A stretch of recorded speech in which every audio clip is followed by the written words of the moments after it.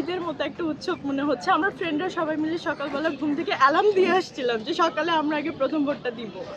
এই জন্য ঘুম থেকে উঠে চলে আসছে। এসে দেখি পরিবেশটা খুব সুন্দর, খুব ভালো লাগছে। অবশ্যই গণভোট দিয়েছি। ভালো লাগতেছে কারণ আমরা তো এতদিন ভোটই দিতে পারি নাই। ভোটার হয়েছিলাম গতবার, কিন্তু ভোট দিতে পারি নাই। এটা আর কি প্রথম ভোট। জানি না কোন দল আসবে বা যাবে সেটা ব্যাপার না, কিন্তু আমরা যে একটা মানে ভোট দেওয়ার স্বাধীনতা পেয়েছি। দীর্ঘ 15 বছর পর স্বতঃস্ফূর্ত একটি নির্বাচন হচ্ছে এবং নির্বাচনের পরিবেশ আলহামদুলিল্লাহ এখন পর্যন্ত আমার কাছে যতটা টেলিফোন এসছে বিভিন্ন কেন্দ্র থেকে ভালো আছে।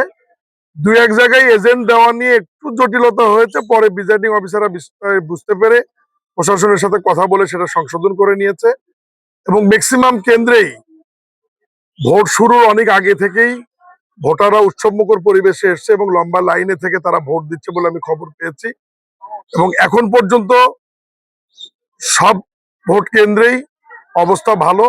সবচেয়ে বড় কথা যে আমরা একটি গণতান্ত্রিক আন্দোলনের মাধ্যমে স্বৈরাচারের পতনের পরে দীর্ঘদিন পর মানুষ যে ভোট দেওয়ার সুযোগ পাচ্ছে, অবাধ নিরপেক্ষ এবং সুষ্ঠু একটি নির্বাচন, যে নির্বাচন আমাদের জাতির এবং দল হিসেবে বিএনপির একটু আশা আকাঙ্ক্ষার প্রতীক ছিল, সেটি আমরা পেয়েছি এবং মানুষ উৎসবমুখর ভাবে ভোট দিচ্ছে।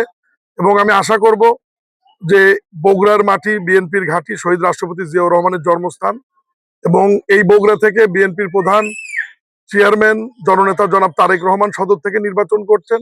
বগুড়ার এই আসন সহ 7টি আসনের মানুষই বিএনপিকে ভোট দিয়ে নির্বাচিত করবে বলে আমি মনে প্রাণে বিশ্বাস করি।